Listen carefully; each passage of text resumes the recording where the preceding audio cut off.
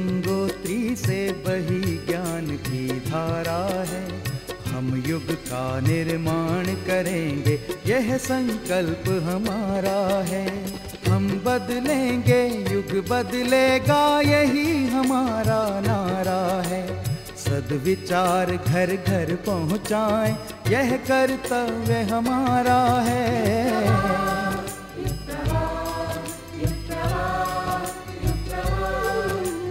चलो बढ़ें, कुछ अच्छा कर लें, युग ने हमें पुकारा है।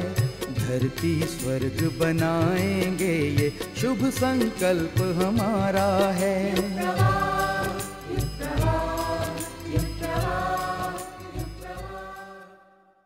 गुरु जीवन को श्रेष्ठ गुणों से भर देने में समर्थ होते हैं। वे स्वयं गुणों का घनीभूत पुंज होते हैं। वे अपनी प्राण ऊर्जा से साधक शिष्यों को कृतार्थ करते हैं। उनके ही लिए समर्पित दिवस गुरु पूर्णिमा के रूप में मनाया जाता है। शांति कुंज युगतीर्थ एक घनीभूत ऊर्जा का पुंज है, जहाँ ऋषि युग को अपने श्रद्धा सुमन अर्पित करने हजारों शिष्य साधक गुरुधाम में एकत्रित होते हैं। इस वर्ष का पावन गुरु पूर्णिमा पर्व कैसे बनाया गया, आइए देखते हैं उसकी एक झलक। अखंड मंडलाकारं व्याप्तं येन चराचरं तत्पदं दर्शितं येन तस्मै श्री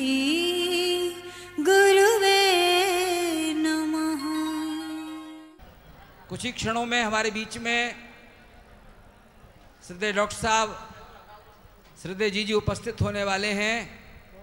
आज गुरु पूर्णिमा के इस पावन पर्व के अवसर पर एक विशेष और एक कार्यक्रम हो रहा है कि हम सारे राष्ट्र में पर्यावरण को दूर करने के लिए पूज्य गुरुदेव जैसा चाहते थे, हमारे सप्त क्रांति आंदोलनों में एक बड़ा आंदोलन है वृक्षारोपण का, उसका भी शुभारंभ आज से हम करने जा रहे हैं।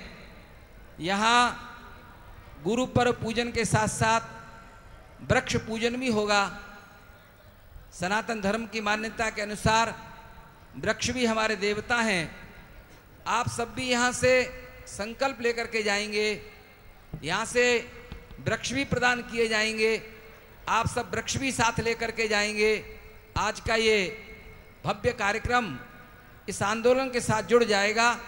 सारे राष्ट्र के कोने कोने में आपके माध्यम से ये संदेश पहुंचेगा और यहाँ तरु वृक्ष, मित्र वृक्ष, जैसा भी आप जो नाता जोड़ना चाहें आप अपने वृक्ष के साथ नाता जोड़ें।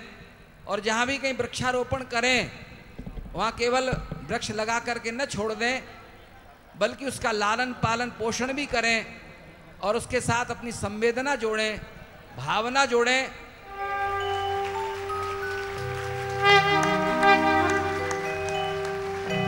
श्रद्धेय डॉक्टर साहब, श्रद्धेय जी हमारे बीच में आए हैं, दिव्य सत्ता को प्रणाम करें। ओम नमो सवंताय सहस्त्रमूर्तये सहस्त्रपादाक्षरोर्वाहवे सहस्त्रनामने पुरुषाय शाश्वते सहस्त्रकोटि युगधारणे नमः। दीप प्रज्वलन कर रहे हैं श्रद्धेय डॉक्टर साहब, श्रद्धेय जी। दीपक हम सबको प्रेरणा दे रहा है। हम सब भी दीपक की तरह प्रकाशित हों, आलोकित हों। ज्ञान का दीपक पूज्य गुरुदेव चाहते थे कि हमारा प्रत्येक कार्यकर्ता दीपक की तरह प्रकाश दे।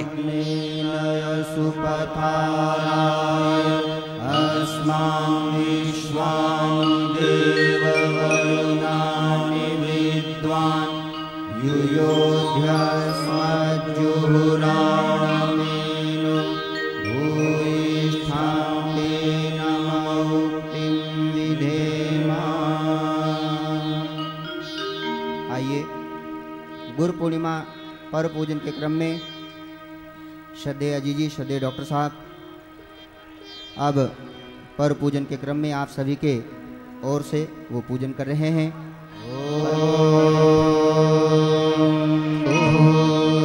भूर्भुवः स्वाहा तत्सवितुर्वरेण्यं भर्गो देवस्य धीमहि धियो यो नः प्रचोदयात्।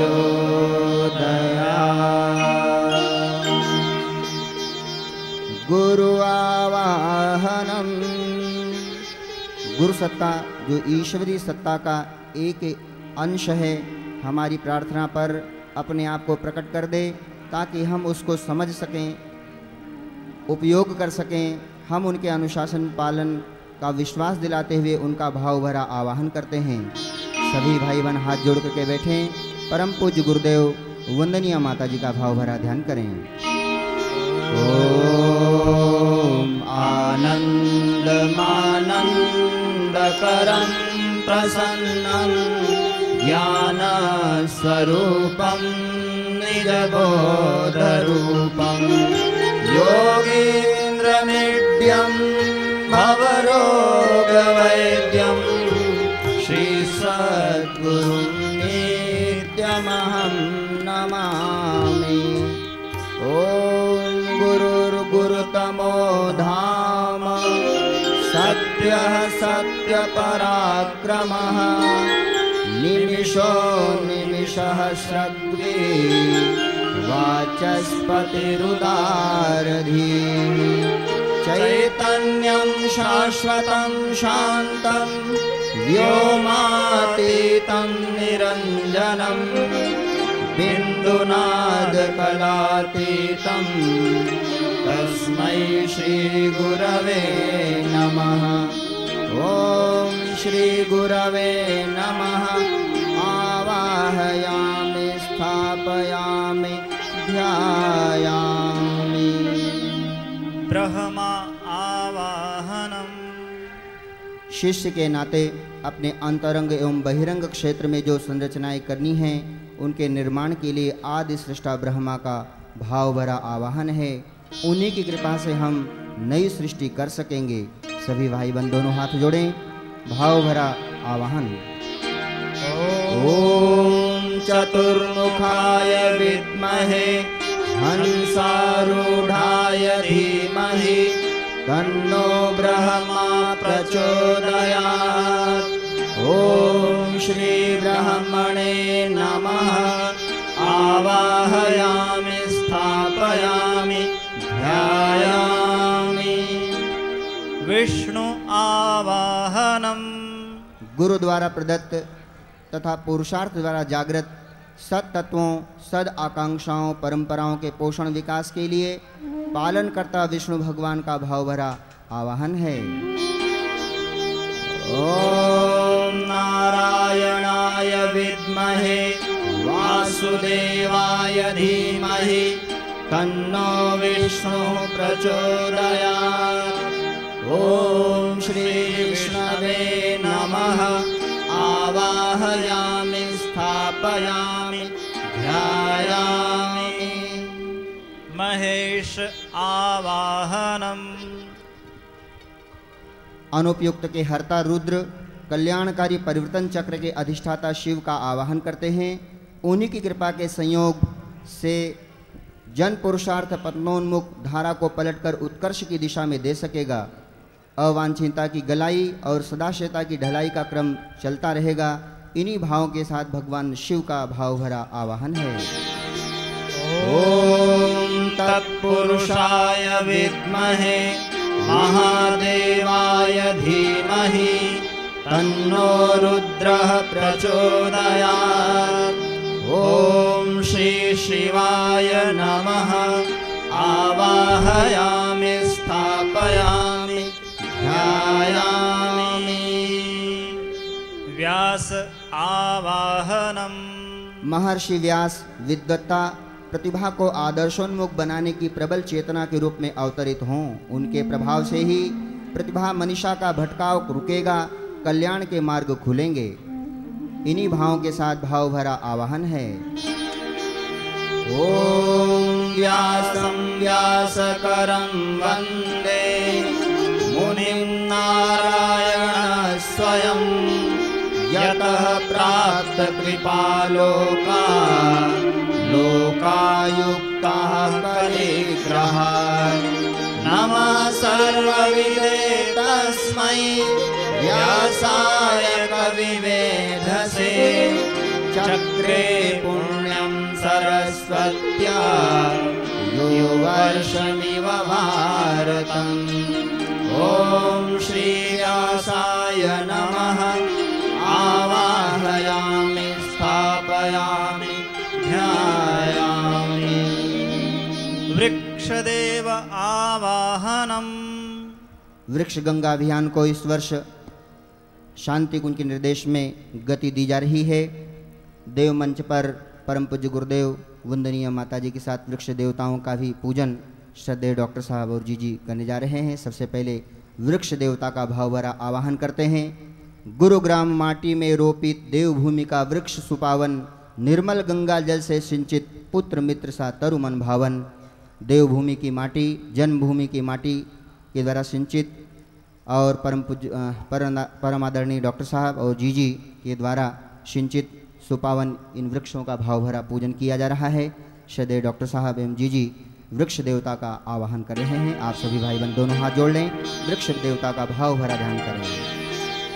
ओम मूलं च ब्रह्मा त्वचा विष्णुः तनाम मध्ये महादेवा पत्ते पत्ते देवानां तरुदेव नमोस्तुते। ओम वृक्ष देवताभ्यो नमः आवाहयामि स्थापयामि ध्यायामि।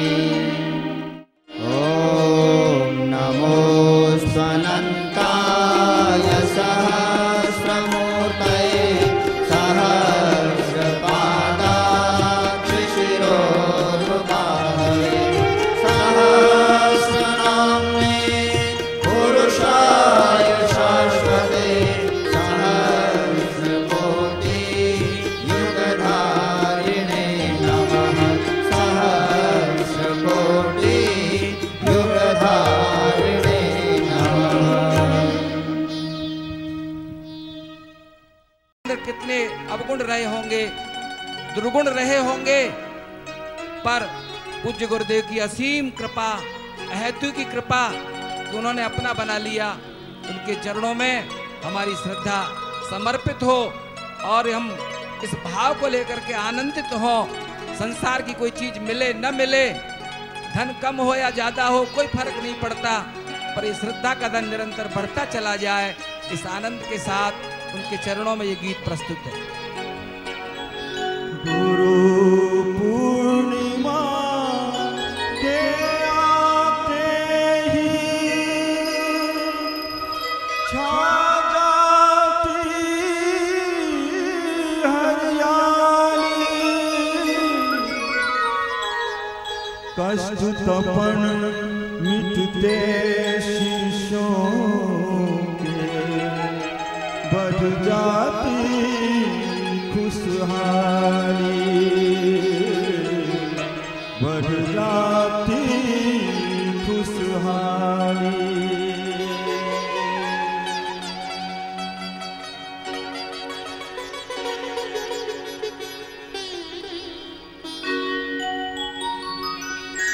श्रद्धा और समर्पण का संसार है, गुरु पूर्णिमा शिष्यों का त्योहार है।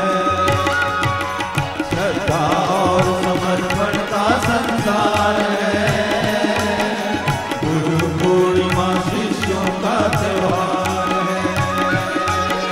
शिष्यों के जीवन में छाई बहार है, हो शिष्यों के जीवन में छाई बहार है। श्रद्धा और समर्पण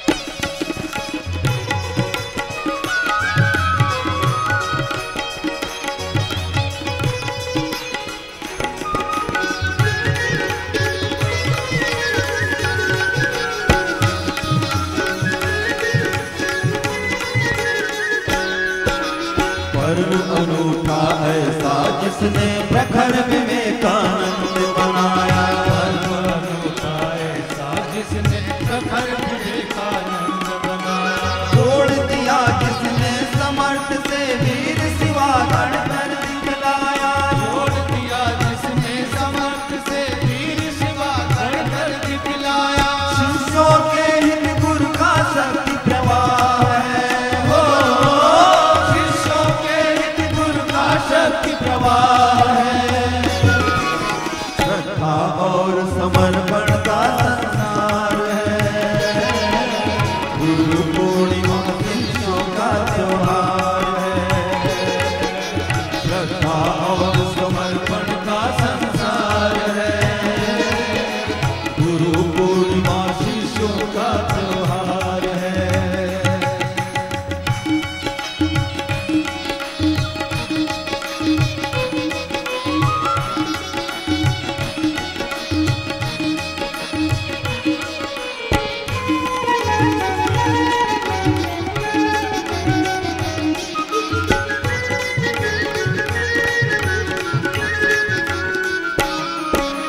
अपनी कड़ी कसौटी से गुरु शिष्यों को कसते जाते।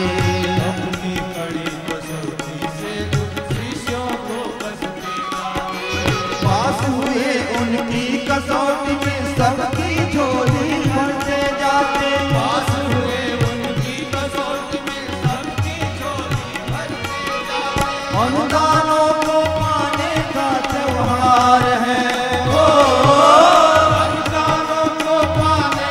त्योहार है। श्रद्धा और समर्पण का संसार है। गुरु पूर्णिमा शिष्यों का त्योहार है। श्रद्धा और समर्पण का संसार है। गुरु पूर्णिमा शिष्यों का त्योहार है।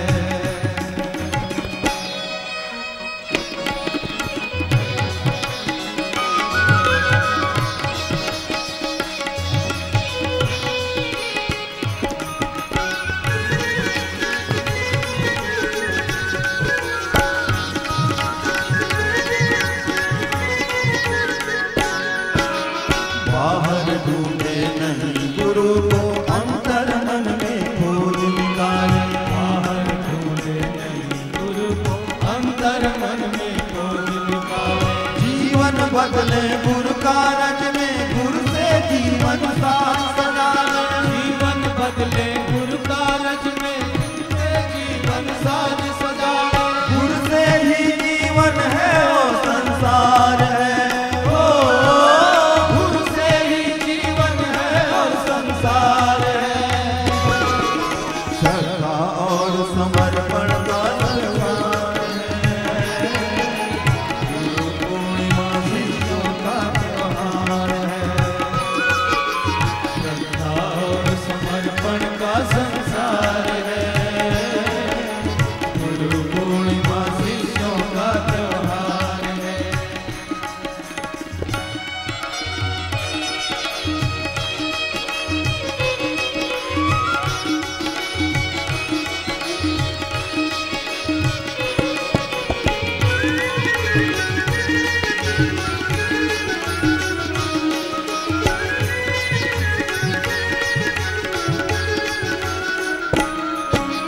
ज्ञान रूप गुरुवर को हम सब श्रद्धा का एक अंश चढ़ाएं। ज्ञान रूप गुरुवर को हम सब श्रद्धा का एक अंश चढ़ाएं। एक जन्म बस गुरु कारज में जीवन अर्पित हम कर जाए।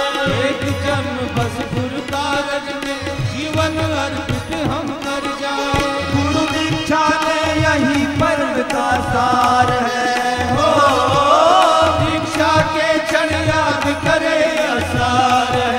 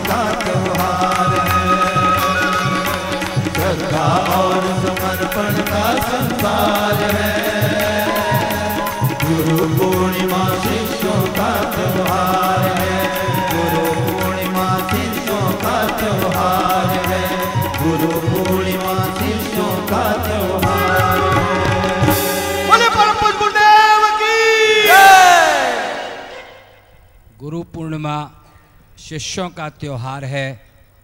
अनेक पर्व आते हैं जीवन में, लेकिन कोई आध्यात्मिक पर्व है जो हमारे जीवन को ऊंचाई की ओर ले जाता है, परमात्मा से मिला देता है। तो एक ही पर्व है ये हमारा गुरु पर्व, गुरु पूर्णिमा का पावन अवसर, शांति कुंज की पावन स्थली। श्रद्धेय जी हमारे बीच में उपस्थित हैं, उनकी कृपा निरंतर हम सब पर बरसती रहती है। जी का हृदय भावनाओं की गंगोत्री है, संवेदनाओं की गंगोत्री है। बहुत कम बोलती हैं, मौन रहती हैं। जीवन निरंतर साधना में रत है, कठोर तप निरंतर जी करती चली जा रही हैं। उनके हृदय में निरंतर अपने भाई बहनों के प्रति स्नेह की गंगा बहती रहती है। शास्त्रों में अनेक महापुरुष हुए हैं। भगवान शंकराचार्य ने लिखा है कि मात्र ज्ञान प्राप्त कर लेना ही सफलता नहीं है। ज्ञान विद्वत्ता के रूप में दिखाई पड़ सकता है, लेखक के रूप में दिखाई पड़ सकता है, ज्ञान तर्क शास्त्र की ओर ले जा सकता है, लेकिन जिस हृदय में करुणा का बीज जागृत न हुआ हो, दया ममता का बीज अंकुरित न हुआ हो, जिस हृदय में प्रेम का बीज सुगंधित न हुआ हो, वहां भक्ति अधूरी दिखाई पड़ती है। श्रद्धेय जी के पास हम में से जब कभी कोई पहुंच जाता है, चाहे कितना ही मानसिक पीड़ा से पीड़ित हो, शारीरिक पीड़ा से पीड़ित हो, पर जैसे ही उनके दो शब्द सुनने को मिलते हैं, भैया कैसे हो, तो लगता है सारे दुख हमारे समाप्त हो गए। शायद इसीलिए किसी महापुरुष ने लिखा है, पोथी पढ़ पढ़ जगमुआ, पंडित हुआ न कोय, ढाई आखर प्रेम का, पढ़े सो पंडित होए। पूज्य गुरुदेव निरंतर प्रेम बांटते रहे और वो धारा शांति कुंज से निरंतर श्रद्धेय जी और डॉक्टर साहब के माध्यम से हमको निरंतर प्राप्त होती चली जा रही है। उनके चरणों में प्रार्थना है, इस पावन पर्व पर हमें अपने आशीर्वचन देने की कृपा करें। गायत्री मंत्र हमारे साथ साथ। ओम भूर्भुवः स्वाहा तत्सवितुर्वरेण्यं भर्गो देवस्य धीमहि धियो यो नः प्रचोदयात्।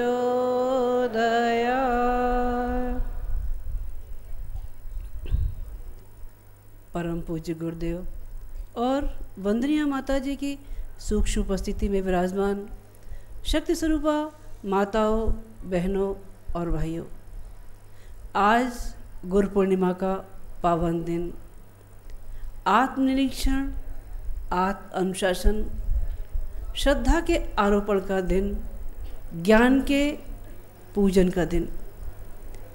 ज्ञान जिसको मिल जाता है वो हाड़ मास का पुतला देवता बन जाता है, और ज्ञान जिसको नहीं मिलता वो नर होके भी नर पशु बन जाता है। ज्ञान उस अमृत बूंद की तरह से है जो स्वाति नक्षत्र में गिरती है तो सीप के मुंह में गिरती है, मोती बन जाती है, केले में गिरती है, कपूर बन जाती है, बांस में गिरती है, वंशलोचन बन जाती है। लेकिन ज्ञान की धारा जिसे न मिले वो। एक घटना बहुत पुरानी याद आती है। कुछ शिकारी जंगल में गए, शिकार करते करते उन्होंने देखा एक माद के अंदर एक बालक है। उसकी चाल ढाल, स्वरूप तो देखने में इंसानों जैसा लगता था, लेकिन उसका खाना, उसका बोलना पशुओं जैसा था, भेड़ियों जैसा था। उन्होंने उस बालक को पकड़ लिया और साथ ले आए। उसका अतीत खोजने मालूम पड़ा कि भेड़िए एक बालक को उठाकर जंगल ले गए, उसको मारा नहीं, अपनी नाद में ही उसका पालन पोषण करते रहे। वो बालक जैसा देखता रहा वैसा ही सीखता रहा। उसका चलने का ढंग, शिकार करने का ढंग, खाने का ढंग बिल्कुल भेड़िया जैसा हो गया था।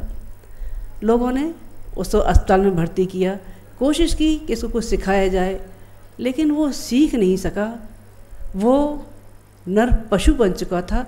उसका नाम रखा था, शायद आप लोगों को याद हो, रामू भेड़िया। वो रामू भेड़िया इंसान होते हुए भी ज्ञान के अभाव में नर पशु बन गया था। आज के दिन के बारे में ये कहा जाता है कि आज के दिन ब्रह्मा जी का जन्म हुआ था और गायत्री साधना के 100 वर्ष तक करने के बाद जिस ज्ञान विभूति को पाया था उसको उन्होंने 4 भागों में विभक्त किया था, जो 4 वेद कहलाए थे। आज के दिन व्यास पूर्णिमा का दिन भी है। व्यास पूर्णिमा, व्यास उनको कहा जाता है जब वेद संस्कृत निष्ठ होने के कारण लोगों की समझ में नहीं आए, तब व्यास जी ने पुराण लिखे, महाभारत लिखी और आत्मकल्याण के लिए भक्तिपरक भावनाओं की गंगा बहाती हुई श्रीमद् भागवत लिखी।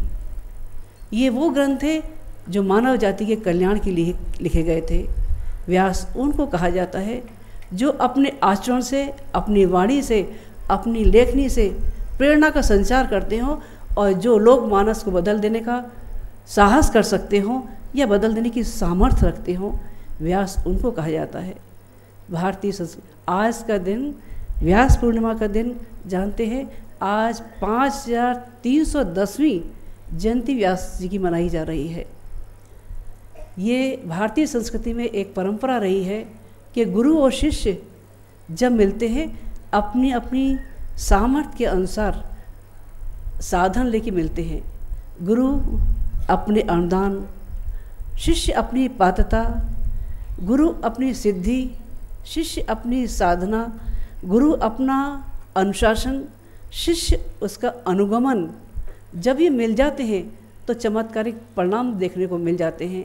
शिष्य अपनी श्रद्धा से मिट्टी के अंदर गुरु और पत्थर के अंदर देवता हाजिर कर लेता है। मीरा का पत्थर का कृष्ण कन्हैया उसके विष के प्याले को अमृत में बदल देने की सामर्थ्य रखता था। और एकलव्य के गुरु द्रोणाचार्य मिट्टी के वो तीरंदाजी सिखाते थे कि उनके प्रिय शिष्य अर्जुन भी वो नहीं सीख सके थे। रामकृष्ण परमहंस की काली उनको अपने हाथों से भोजन कराया करती थी। श्रद्धा जितनी ऊंची होती है, अनुदान उतने ही ज़्यादा बरसते जाते हैं। एक बार संत ज्ञानेश्वर से एक महिला ने पूछा, भगवान एक ही साधना पद्धति सब अपनाते हैं, लेकिन भगवान भी कितना पक्षपाती है, किसी को सिद्धियां दे देता है और किसी को कुछ नहीं देता। संत ज्ञानेश्वर उस समय कुछ नहीं बोले। उन्होंने अगले दिन एक व्यक्ति को भेजा उनके पास और ये कहा, उन देवी से आभूषण मांग लाना। वो व्यक्ति गए, उन्होंने देवी से कहा, देवी अपने आभूषण दे दें। उन देवी ने मना कर दिया कि आपको आभूषण मैं किस बात पे दे दूं, आपको जानती नहीं, आप कौन हैं, कैसे हैं। देखो भाइयों, श्रावण मास आने पर पानी नहीं आएगा तो कब आएगा? इसलिए अगर भीग रहे हो तो कोई दिक्कत नहीं, जहाँ जगह मिल जाए बैठ जाओ, पर आवाज़ मत करो। पानी अब नहीं गिरेगा तो कब गिरेगा? इसलिए पानी गिर रहा है तो उसको प्रसाद मान के स्वीकार कर लो ना। अगर वहाँ बैठे हो तो पानी गिरेगा आपके ऊपर, और अगर अंदर आने की जगह हो तो अंदर आ जाओ, पर हल्ला मत मचाओ, बातें मत करो। भीगने में आनंद आ रहा हो तो भीगो, नहीं तो अंदर घुस जाओ, ठीक है ना? वहीं बैठे रहो चुपचाप शांति से। इतनी गर्मी में ये भी ऊपर वाले का अनुदान है जो ठंडा कर रहा है।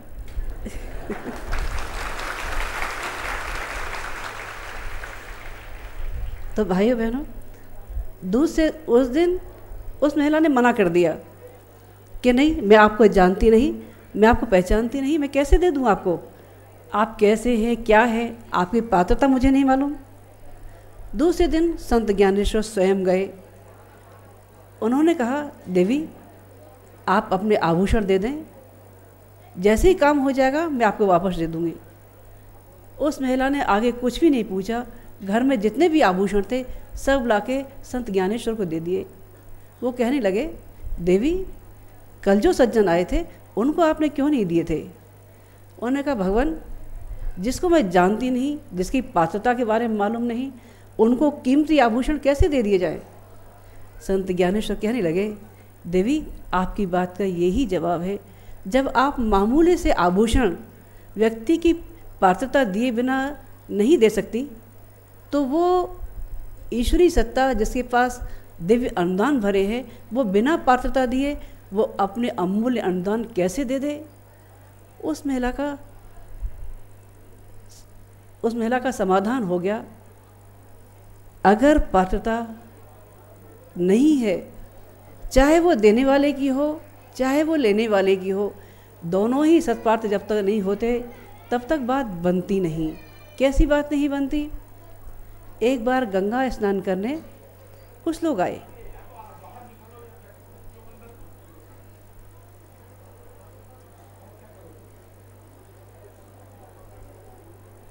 एक बार गंगा स्नान करने कुछ लोग आए। जैसे ही वो स्नान करने लगे, एक पंडित जी वहाँ पहुँच गए। वो कहने लगे, अरे जजमान, गंगा स्नान कर रहे हो, गंगा जल हाथ में है, कुछ संकल्प करो। उन्होंने अपने मंत्र बोलना शुरू किए और वो जजमान जो थे सोचने लगे, भाई मैंने तो कहा भी नहीं और इन्होंने संकल्प कराने शुरू कर दिए। खैर कोई बात नहीं, पंडित जी थे, चुपचाप देखते रहे, सुनते रहे। बाद में पंडित जी ने अपने जब मंत्र बोल लिए, उसके बाद बोले, जजमान अब संकल्प पूरा हुआ, अब दक्षिणा।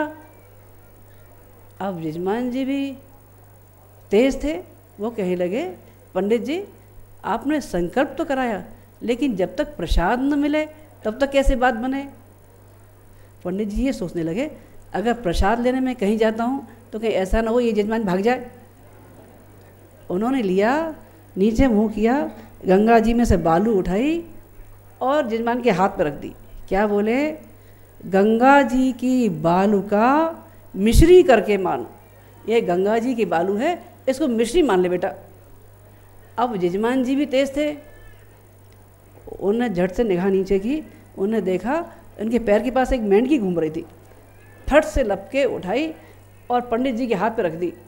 बोले, गंगा जी की मेंढकी गैया करके मान। उन्होंने कहा, ये गंगा जी। अगर पात्रता न हो तो गुरु और शिष्य दोनों ऐसे ही उपहास के पात्र बन जाते हैं। अगर सामर्थ्य न हो, पात्रता न हो, पात्रता हासिल करने के लिए गुरुदेव ने 3 चरण बताए। किसी भी साधना पथ पर अगर अपने आप को आगे बढ़ाना है, अनुदान पाने हैं, तो उसके 3 चरण है। डॉक्टर साहब ने सुबह दीक्षा के प्रकरण में बताया भी था। एक का नाम है उपासना। उपासना पास बैठने को कह देते हैं, लेकिन पास बैठने से हमारे इष्ट, हमारे आराध्य के गुण अगर हमारे अंदर ना आ सके तो बेकार है। अग्नि के पास बैठने से गर्मी खुद ही मिलने लग जाती है, बर्फ़ के पास बैठने से ठंडक खुद ही मिलने जाती है, और चंदन के पास बैठ के सुगंधी खुद ही मिलने लग जाती है, और मेहंदी पीसने वाले के रंग अपने आप लाल होना शुरू हो जाते हैं। अगर इष्ट के गुणों को अपने अंदर धारण नहीं किया तो, पर ये बिना समर्पण के हो नहीं सकता। समर्पण जितना प्रबल होगा, अनुदान उतने ही बरसते चले जाएंगे। गुरुदेव कहते रहे, मैंने अपनी डोर अपने इष्ट, अपने आराध्य के हाथों में बांधी। वो जैसा नचाते रहे, कठपुतली की भांति मैं वैसा ही नाचता रहा। मेरे अंदर से अपना अस्तित्व खत्म हो गया। एक ही आवाज़ आती रही, ए मालिक तेरी रजा रहे, तू ही तू रहे, बाकी न मैं रहूं न मेरी आरजू रहे। समर्पण इसका नाम है। समर्पण सौदेबाजी का नहीं। भगवान हमारी ये मनोकामना पूरी करो, भगवान हमारी ये मनोकामना पूरी करो, नहीं। भगवान ने जो कहा हमने वो पूरा किया कि नहीं किया। एक बार गोपियाँ कृष्ण भगवान से कहने लगी, भगवान ये बांसुरी जिसको आप हर समय लटकाए घूमते रहते हो, क्या खासियत है? हम गोपियाँ आपकी इतनी भक्ति करते हैं, आपका काम करते हैं, लेकिन फिर भी आप इसको होठों से लगाए रखते हैं। कृष्ण भगवान कुछ कहे उसके पहले बांसुरी कहने लगी, अरे गोपियों, तुम क्यों परेशान होती हो? मैंने अपने मन की गांठें, अपने अंदर को खोखला कर दिया है। अपने इष्ट अपने आराध्य के चरणों में, इसमें वो ही स्वर बजे हैं जो मेरे इष्ट ने चाहे हैं। अगर तुम भी इतना समर्पण कर सके हो कि अपना अंतरंग खाली कर सके हो, तो उसके अनुदान बरसते हुए चले जाएंगे। उपासना इसी का नाम है। अगला चरण गुरुदेव बताते रहे साधना का। साधना किसका नाम है? साधना अपने आप को हर पल साधने का नाम साधना है। अपनी आदतें, अपनी मान्यताएं, अपनी इच्छाओं, इस सब को ऊंचा कर दे के नाम साधना है। आज सब जगह प्रदूषण का दौर है। खाने में प्रदूषण, पानी में प्रदूषण, वायु में प्रदूषण, जमीन पे प्रदूषण, आकाश में प्रदूषण, हमारे मन विचारों में प्रदूषण।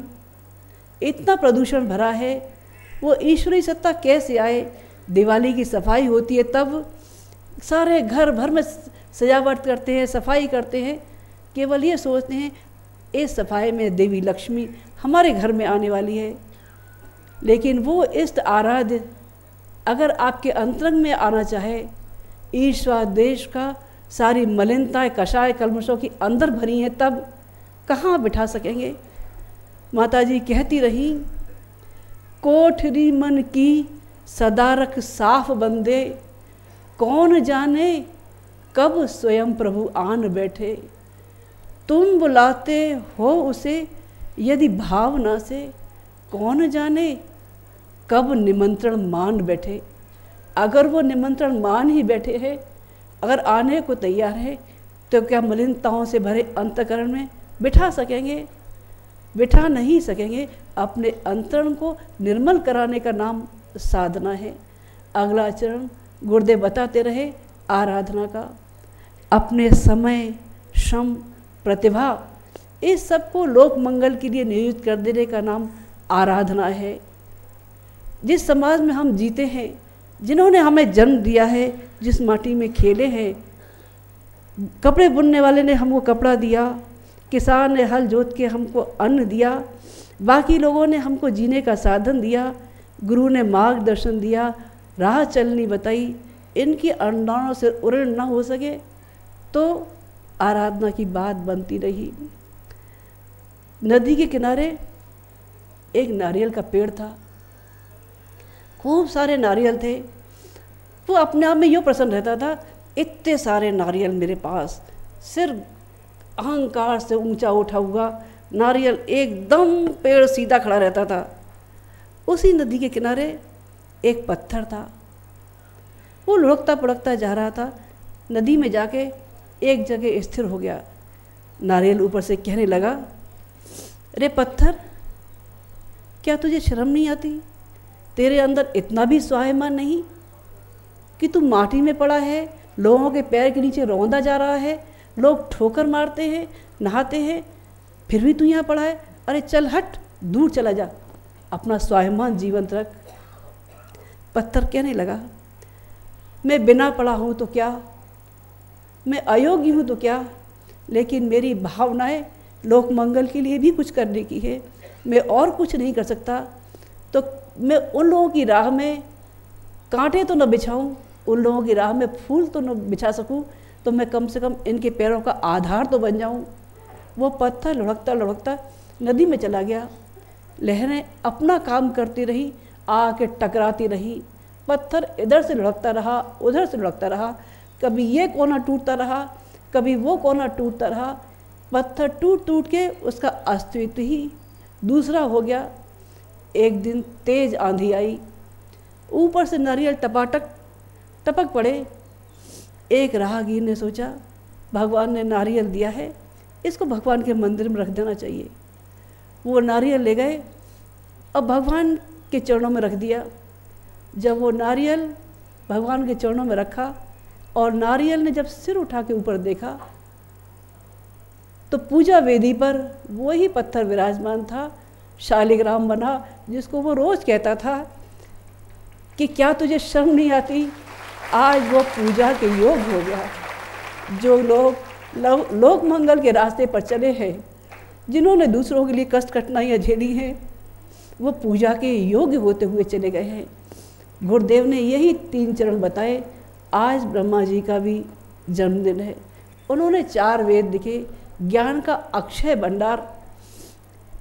हमारा बचपन तो और लोगों की तरह से बीता, गुरुदेव को पिता के रूप में ही देखते रहे, लेकिन जब थोड़ा होश संभालने में आया, जाना कि ज्ञान का अक्षय भंडार वो वेद 4 संयुक्त रूप में जीवन चलते फिरते हैं। गुरुदेव ने उन वेदों का भाष्य ही नहीं किया, सरल रूप में प्रस्तुत ही नहीं किया, उन्होंने उन वेदों को अपने जीवन में जिया। कैसा जिया?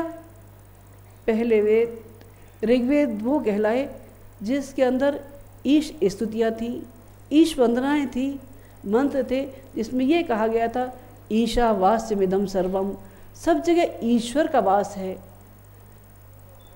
योगी अरविंद ने कहा समस्त देव शक्तियाँ मानव के अंदर विराजमान है।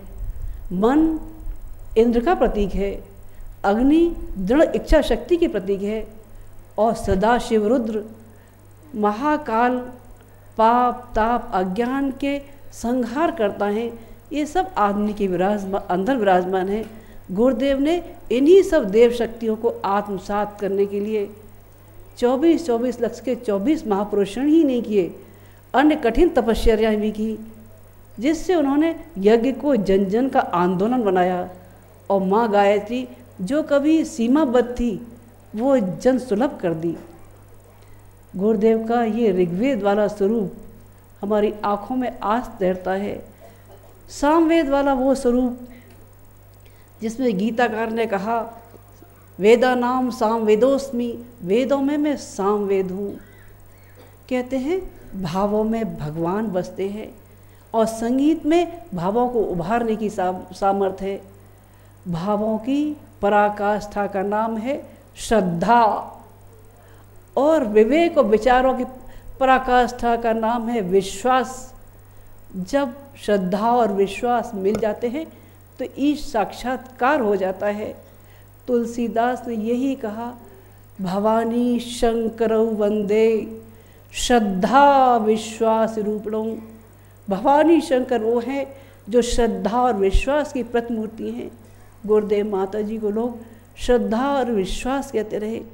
संवेदना की वो प्रतिमूर्ति जो एक हरजन छपको महिला बीमार थी, पीड़ित थी, उसकी पीड़ा को सुनकर उच्च कुल की सारी मर्यादाओं को ताक पर रखकर दौड़ पड़ते हैं उसकी सेवा के लिए।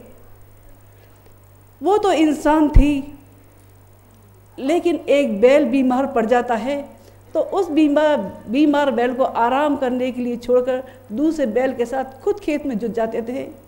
उस संवेदना को जीवंत होते हुए देखा है। अथर्व अविचल या साम को कहते हैं। अथर्व ज्ञान के भटकाव को और विज्ञान के बिखराव को रोकने के लिए गुरुदेव आज की समस्याओं का समाधान आध्यात्म से करते रहे। जो लोग आध्यात्म की भाषा नहीं समझते थे, विज्ञान की भाषा समझते थे, उन्होंने विज्ञान की भाषा में आध्यात्म को समझाया। तर्क तथ्य प्रमाण सहित बताते रहे कि हमारा आध्यात्म विज्ञान सम्मत है। कहा ही नहीं, ब्रह्मचर्य की प्रयोगशाला सामने ले जाकर खड़ी कर दी। यूनिवर्सिटी में इतने सारे प्रयोग, इतनी सारी थीसिस लिखी गई कि लोगों के सामने जब परिणाम सामने आएंगे लोग दांतों तले उंगली दबाते लेते हैं कि इतना बड़ा अनूठा काम। यजुर्वेद के उस रूप को गुरुदेव को जीवंत होते देखा है, जीवन में जीते देखा है। गुरुदेव का विचार गायत्री थे तो कर्म यज्ञ था। किशोरावस्था से ही उन्होंने अपने जीवन को एक साधनाग्नि बना लिया था।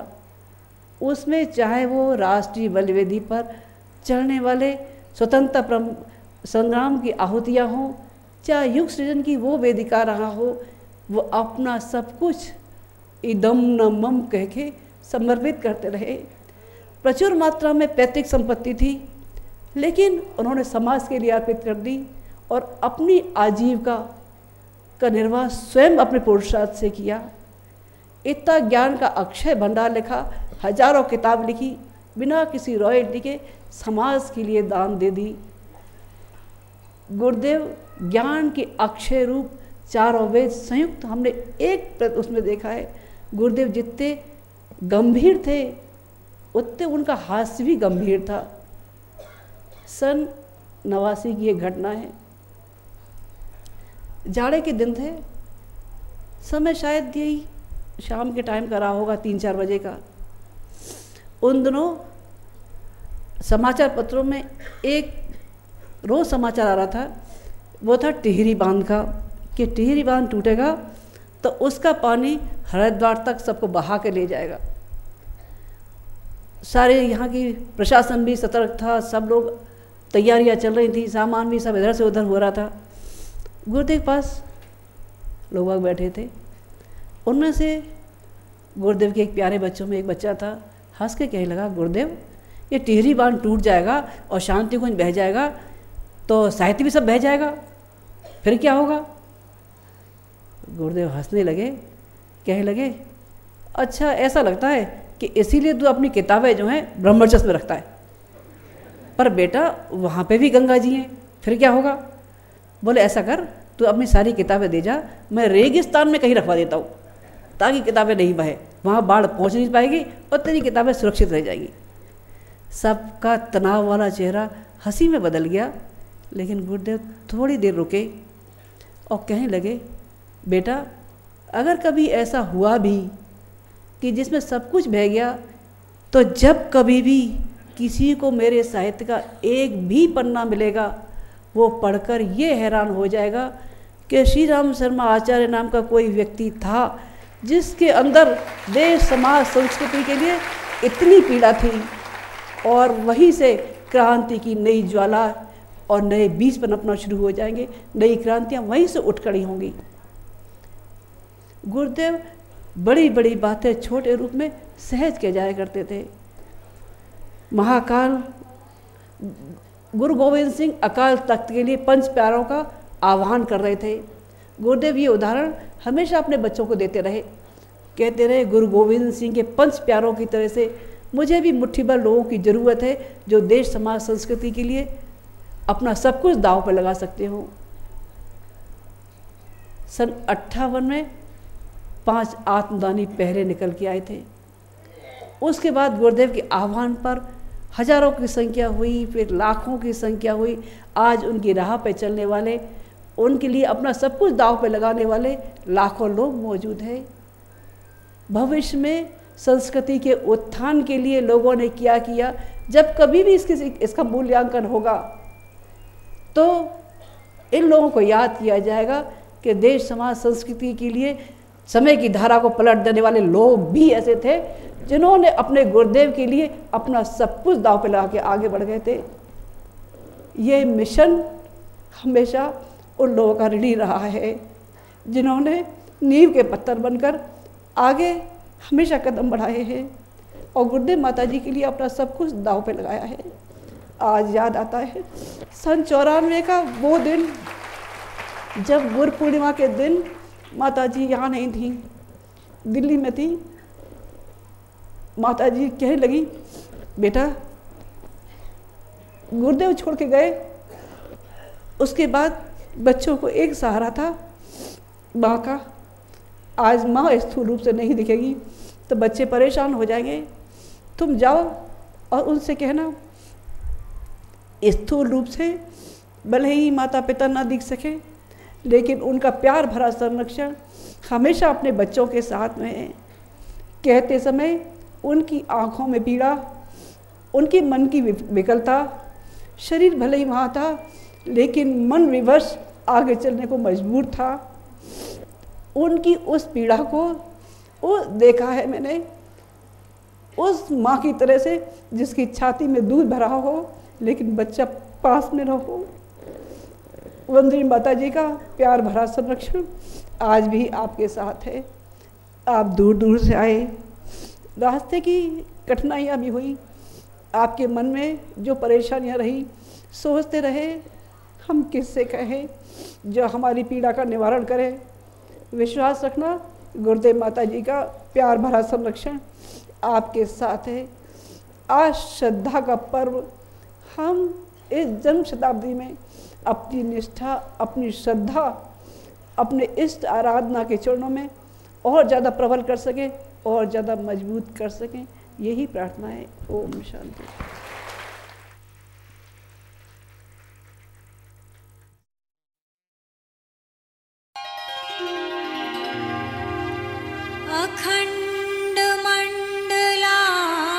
अखण्डमण्डलाकारं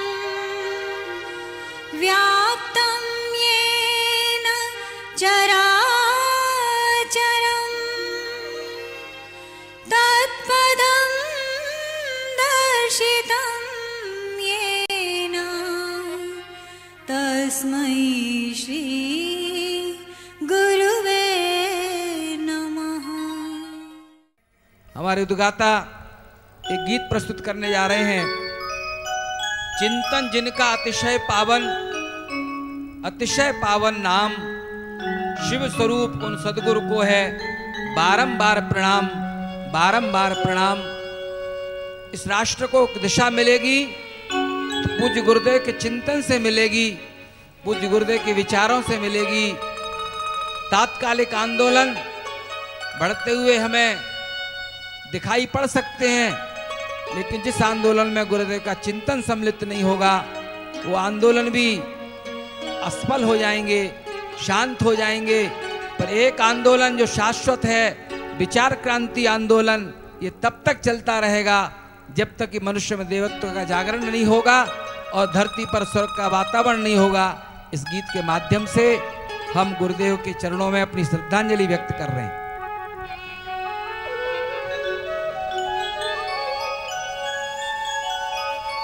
हे युग ऋषि, हे युग वशिष्ठ, हे वेद व्यास, तुम्हें है वंदन।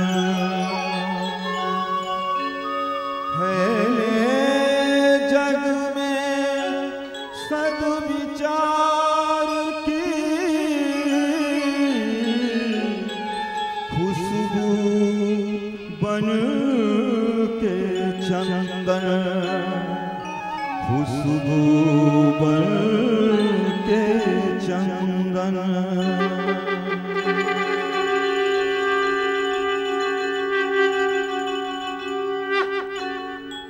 चिंतन जिनका अतिशय पावन नाम, चिंतन जिनका अतिशय पावन नाम, शिव स्वरूप उन सद्गुरु को है बारंबार प्रणाम। शिव स्वरूप उन सद्गुरु को है बारंबार प्रणाम।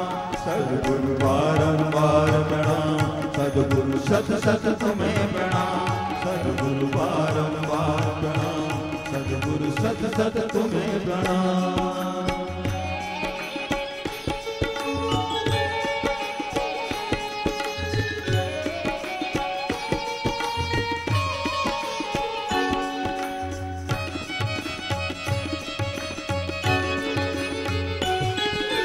जन्म शताब्दी वर्ष उन्हीं सद्गुरु का है अब आया।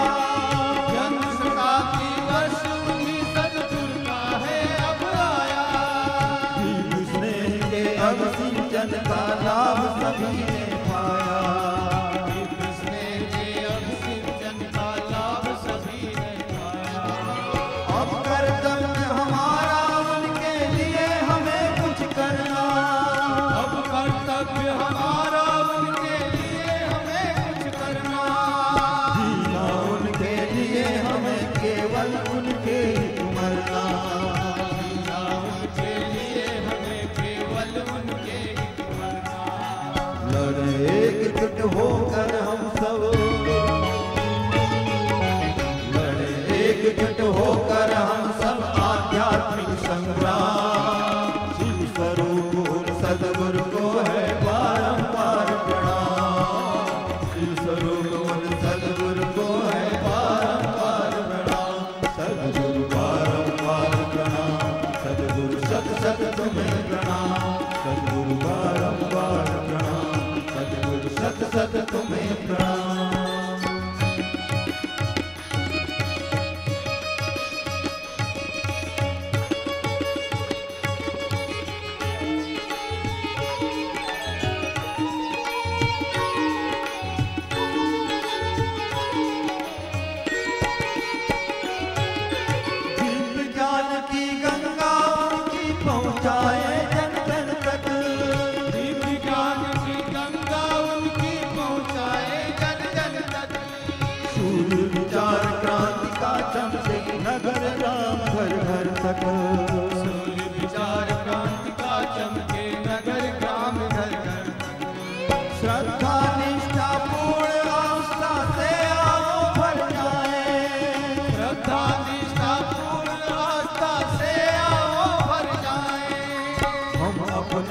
सर्वस्व लगा कर से अलौकिक पाए, हम अपना सर्वस्व लगा कर से अलौकिक पाए। उठो बढ़ो संकल्पित होकर,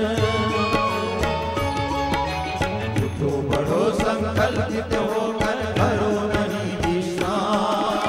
शिव स्वरूप उन सद्गुरु को है बारंबार प्रणाम, शिव स्वरूप उन सद्गुरु को है बारंबार प्रणाम। सद्गुरु बारंबार प्रणाम, सद्गुरु सत सत तुम्हें प्रणाम, सद्गुरु बारंबार प्रणाम, सद्गुरु सत सत तुम्हें प्रणाम।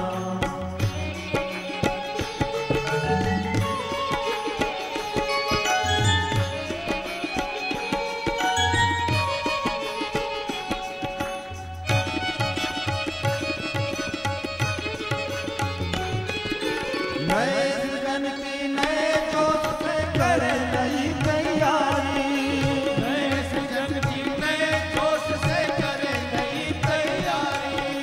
जन्म शताब्दी पर्व सफल हो शक्ति भोग दे सारी, जन्म शताब्दी पर्व सफल हो शक्ति झोंक दे सारे।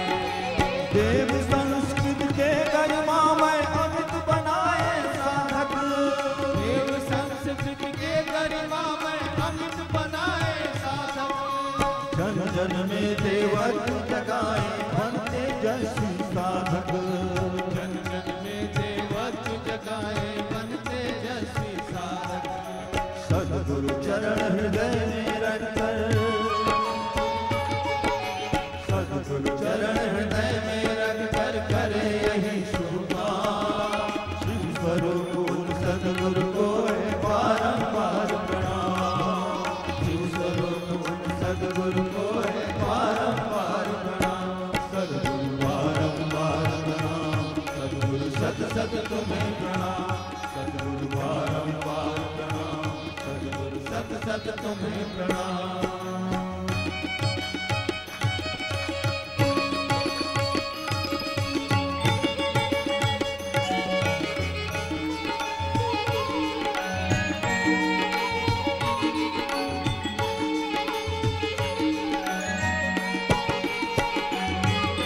प्रेम और सम्मान सहित कर युवा शक्ति को आगे, प्रेम और सम्मान सहित कर युवा शक्ति को आगे। अवसर मिले उन्हें उनमें भी नई प्रेरणा जागे, अवसर मिले उन्हें उनमें भी नई प्रेरणा जागे। कर्तव्यों का भार सबल कंधे ही ढो पाएंगे, कर्तव्यों का भार सबल कंधे ही ढो पाएंगे। वृद्धों के अनुभव उन सबके बहुत काम आएंगे, वृद्धों के अनुभव सबके बहुत काम आएंगे। कर युवाओं का आह्वान, कर युवाओं का आह्वान, जा जा कर हर ग्राम। शिव स्वरूप उन सद्गुरु को है बारंबार प्रणाम, शिव स्वरूप उन सद्गुरु को है बारंबार प्रणाम। चिंतन जिनका अतिशय पावन, अतिशय पावन नाम, चिंतन जिनका अतिशय पावन, अतिशय पावन नाम। हाथ उठाकर ताली बजाएं। स्वरूप सद्गुरु को है बारंबार प्रणाम, शिव स्वरूप उन सद्गुरु को है बारंबार प्रणाम। सद्गुरु बारंबार प्रणाम, सद्गुरु सत सत तुम्हें प्रणाम, सद्गुरु बारंबार प्रणाम, सद्गुरु सत सत तुम्हें प्रणाम, सद्गुरु बारंबार प्रणाम, सद्गुरु सत सत तुम्हें प्रणाम, सद्गुरु बारंबार प्रणाम। बोले परम पूज्य गुरुदेव की। सद्गुरु बारंबार प्रणाम। इस पावन जन्म शताब्दी की गुरु पूर्णिमा के अवसर पर हम अपने आराध्य, अपने इष्ट, अपने देव, अपने भगवान के चरणों में बारंबार प्रणाम कर रहे हैं। हमारे बीच में उपस्थित हैं श्रीदय डॉक्टर साहब। आप सब जानते होंगे परम पूज्य गुरुदेव जब आह्वान कर रहे थे सन 76 में उस समय युवा पीढ़ी की आवश्यकता थी। और एक दिन गुरुदेव ने कहा, जाके प्रेन राम वैदेही तजिए ताहि कोटि वैरी सम यद्यपि परम स्नेही। और उस सभा में कार्यकर्ताओं के बीच में डॉक्टर साहब भी उपस्थित थे। 60-70 सारे राष्ट्र के चुनिंदा कार्यकर्ता बुलाए गए थे।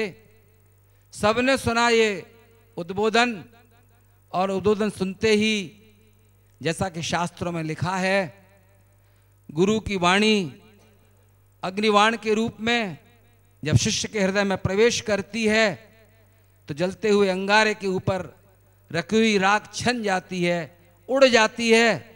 और उसी क्षण डॉक्टर साहब ने पत्र लिखा और गुरुदेव के चरणों में अपने आप को समर्पित किया, और वो धूल उड़ती चली गई।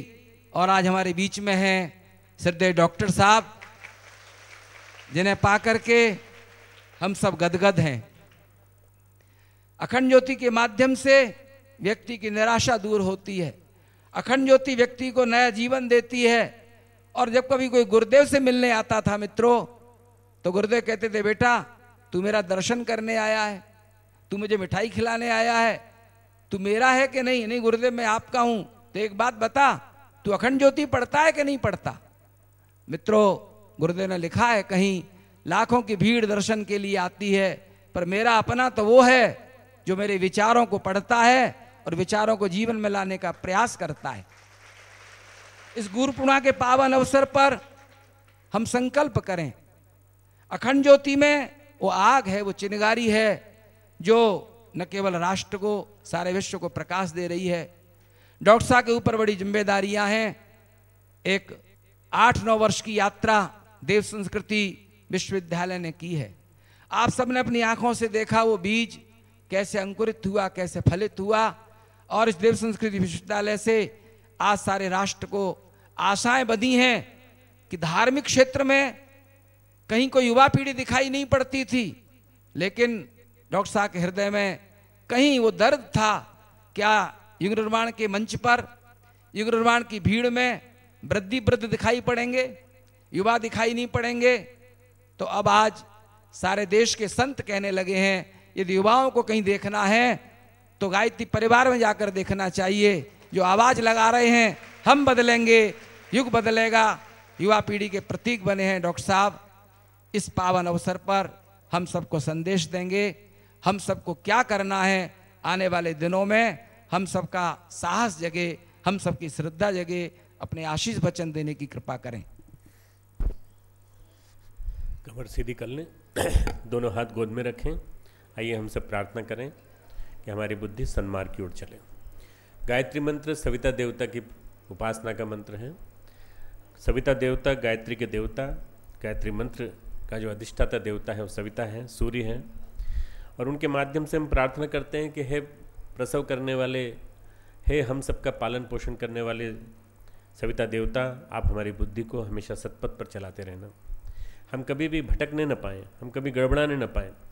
संसार की इस भटकन में, संसार के इस जाल जंजाल में जहाँ सब कुछ चलायमान है, आप हमारी बुद्धि को कम से कम अपने हाथ में रखिएगा, अपने कंट्रोल में रखिएगा, और हमारे अंदर आप हमेशा शक्ति का संचार करते रहिएगा।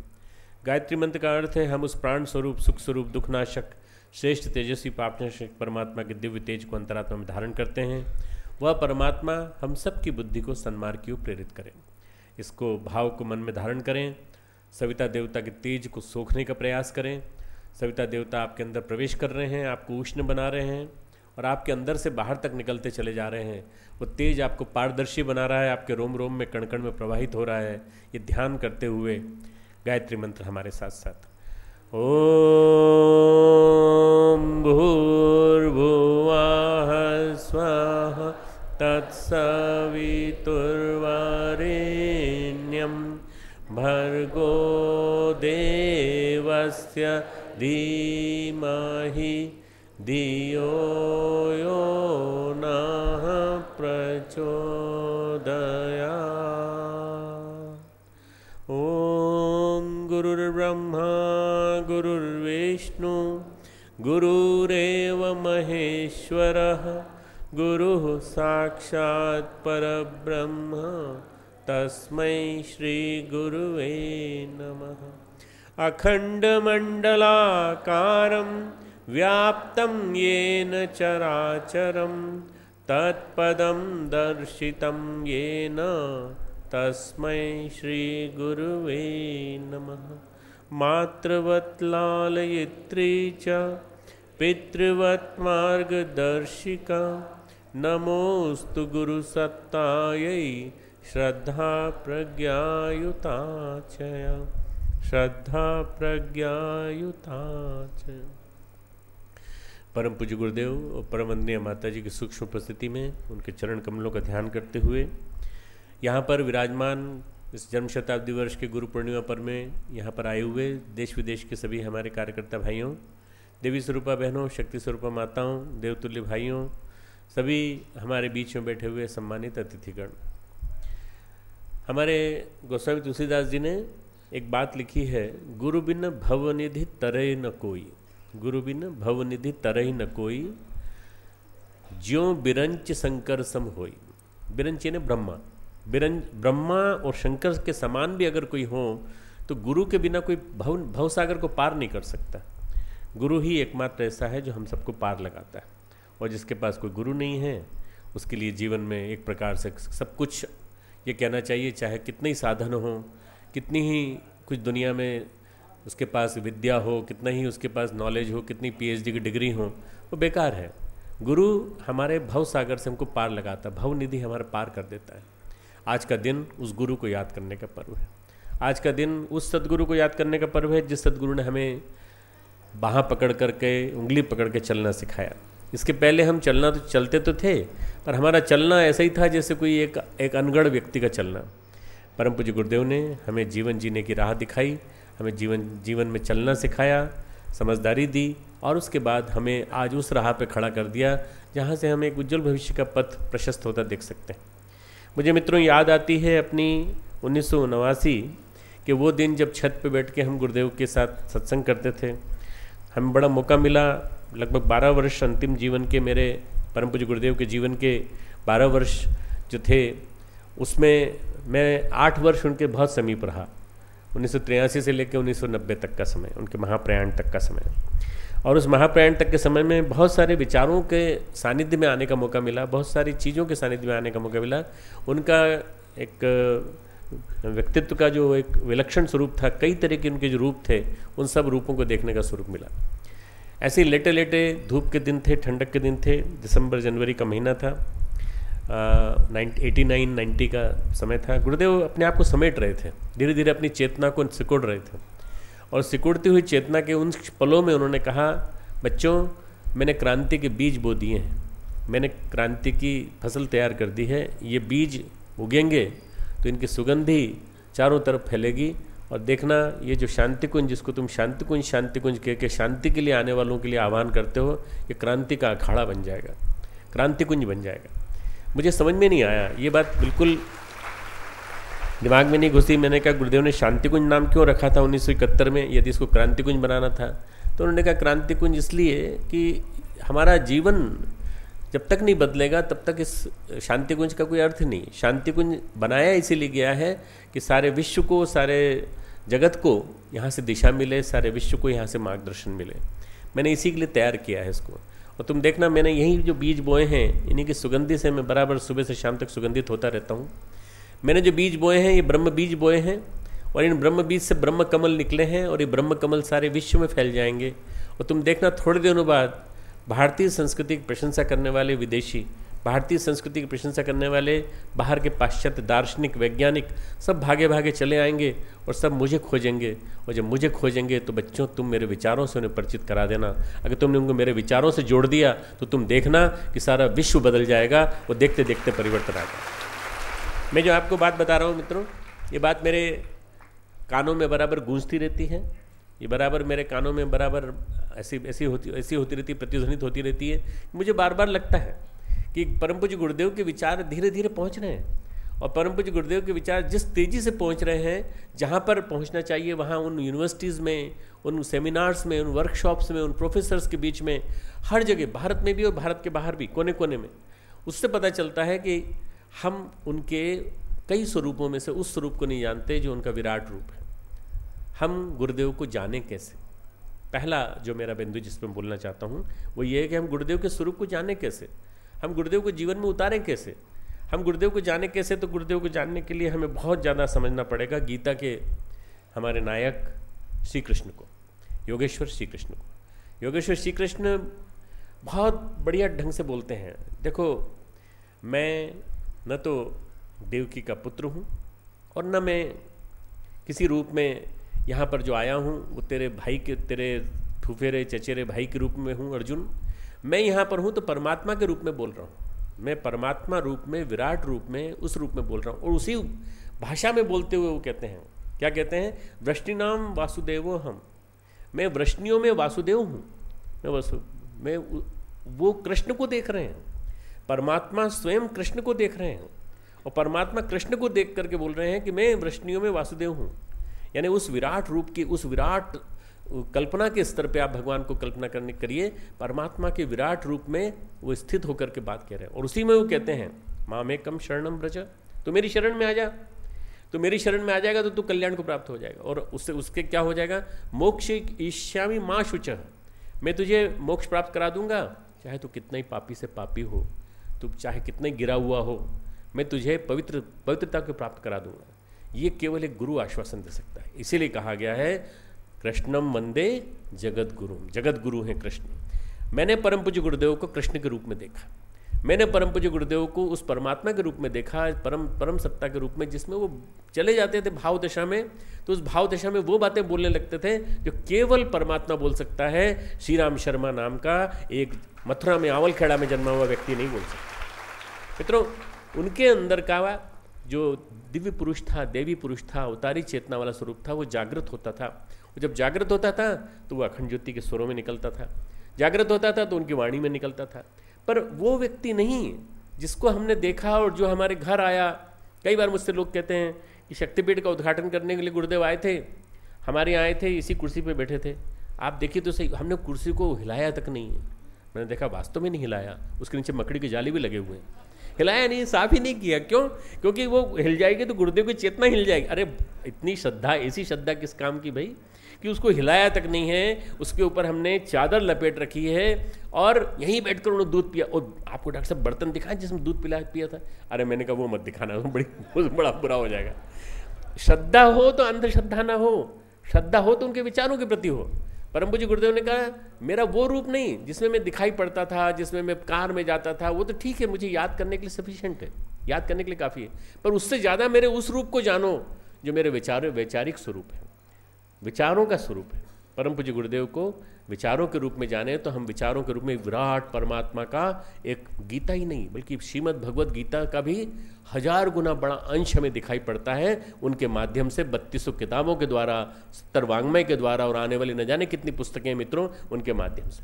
उस स्वरूप को समझने की कोशिश करिए, उस स्वरूप को समझिए जिसमें शांति कुंज है, जिसमें ये देव संस्कृति विश्वविद्यालय है, जिसमें ब्रह्मचर्य संस्थान है, तपोभूमि मथुरा है, अखंड ज्योति संस्थान है, युग तीर्थ आवलखेड़ा है और 4000 शक्तिपीठ है अपना वहाँ पर डंका पीट रही हैं कि हम गुरुदेव के अंग अवयव हैं, हम गुरुदेव के अंग अवयव हैं और हम गुरुदेव के अंग अवयव बन करके सारे विश्व में चेतना का विस्तार करेंगे।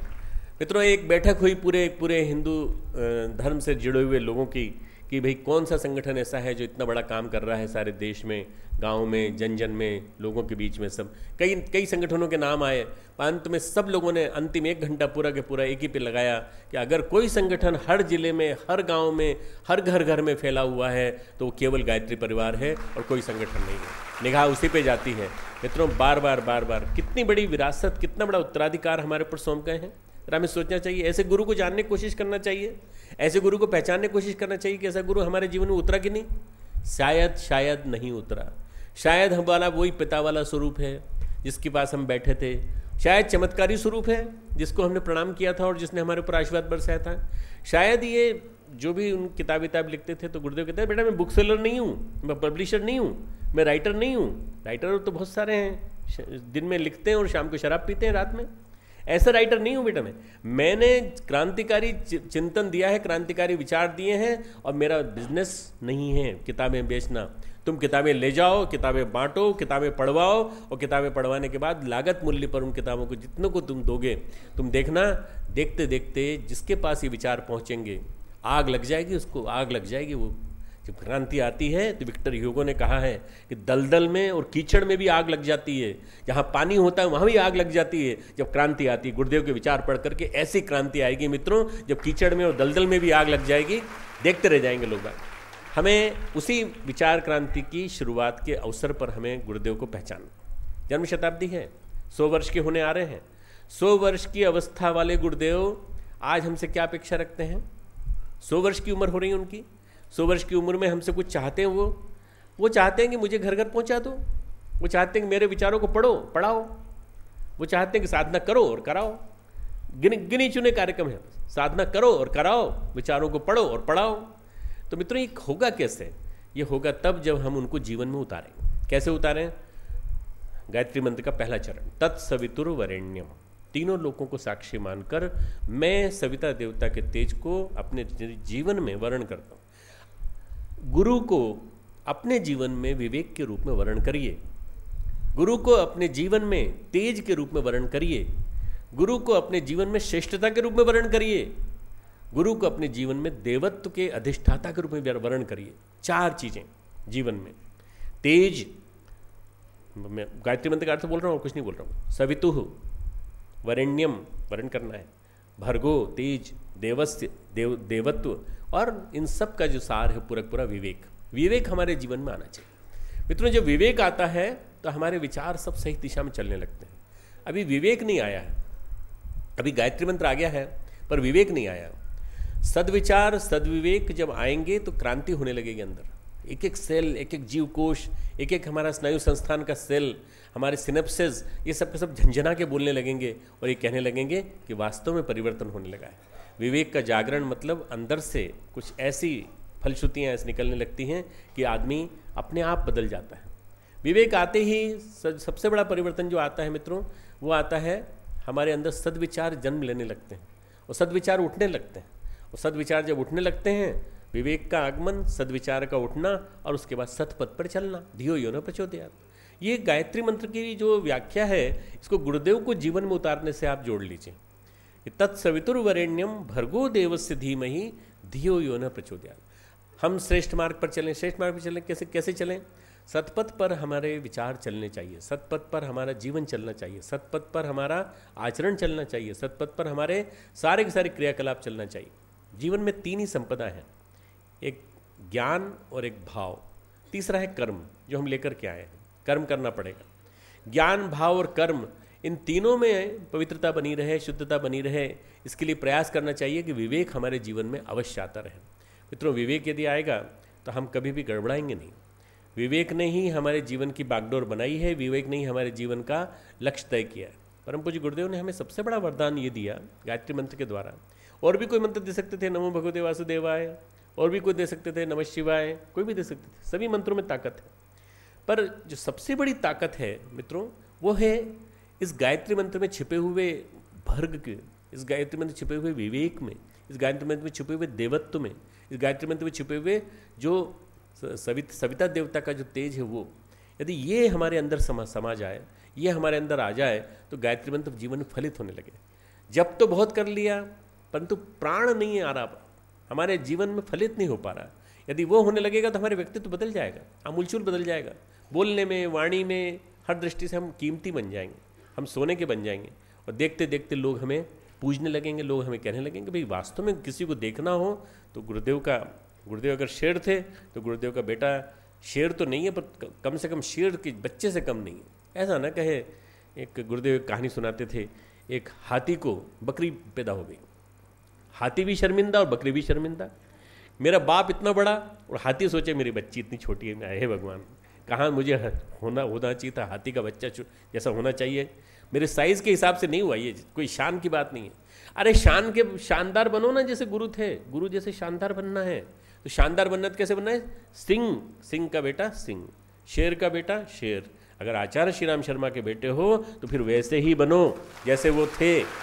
अगर उनके शिष्य हो तो उनके शिष्य जैसा आचरण करके दिखाओ। अगर उनके शिष्य हो तो उनके आचरण में, जीवन में जी करके औरों को भी वैसा ही प्यार दो जैसा उन्होंने दिया था। गुरुदेव ने एक बात कही, बेटा कोई कहे तुमसे कि हमारे गुरु तुम्हारे गुरु से ज्ञानी थे, ज़्यादा ज्ञानी थे, मान लेना। हमारे गुरु ने तुम्हारे गुरु से ज़्यादा काम किया, और मान लेना। हमारे गुरु तुम्हारे गुरु से ज़्यादा धनी थे, मान लेना। उसकी बात मान लेना, उसको जीत जानने देना। वो कहे कि हमारे गुरु ने सबसे ज़्यादा यात्राएं की पूरे विश्व में, पूरे विश्व भर में घूमे, मान लेना पूरी बात। परंतु अगर कोई कहे किसी भी तरह से तुम्हारे ऊपर हावी होने की कोशिश करे और कहे कि हमारे गुरु ने सबसे ज़्यादा प्रेम किया, तो मत मानना, बोलना कि सबसे ज़्यादा प्रेम हमारे गुरु ने किया है अंदर से बाहर तक। हम लोग जाते थे ऊपर गुरुदेव के पास, तो गुरुदेव के चरणों में बैठ जाते थे। गुरुदेव विश्राम कर रहे होते थे, कई बार ऐसा लगता था सो रहे हैं, कई बार आधा घंटा बैठे हो जाता था, चुपचाप बैठे रहते थे। बात करने से डिस्टर्ब हो जाएगा, 2-3 लोग होते थे हम लोग, बात करने से कहीं नींद न खुल जाए गुरुदेव की, बहुत थके होंगे। और लिखा सुबह 12 बजे 1 बजे उठ के लिखते हैं तो विश्राम कर रहे हैं। तो जैसे ही वो पलटे, कंबल लपेटे हुए थे, पलटे जिस बिस्तर पे आप लोगों ने उनके दर्शन किए हैं, उस पलट के बोले, क्यों तुम लोग ये सोच रहे थे ना कि मैं सो रहा हूँ? मैंने कहा हाँ, हम तो यही सोच रहे थे। उन्होंने तो हमने सोचा कैसे पढ़ लिया हमारे दिमाग को। तो उन्होंने कहा मैं सो नहीं रहा हूँ बेटा, मैं जब मैं सोया हुआ दिखता हूँ तब मैं लाखों करोड़ों व्यक्तियों के भाग्य को बदलने की प्रोसेस कर रहा होता हूँ। न जाने कहाँ कहाँ घूम रहा होता हूँ, न जाने क्या क्या चिंतन कर रहा होता हूँ, न जाने कितने लोग मुझे याद कर रहे होते हैं, यहाँ नहीं तो देश विदेश में। तो जब मैं विदेश में कई जगह गया जहाँ जहाँ मुझे कई तरह के लोग मिले, इन्होंने गुरुदेव के चित्र को देख करके कहा कि ये एक विलक्षण प्रतिभावान महापुरुष हैं जिनका हमने दृश्य देखा। मैं लास्ट ईयर की बात बताता हूँ। 2009 में मैं जब गया था तो मैं रशिया में एक वर्कशॉप दे रहा था। मेरे बोले हुए बात का अनुवाद एक रशियन व्यक्ति कर रहा था। वो उस व्यक्ति को मैंने पहले नहीं जानता था, उसी समय परिचय हुआ था।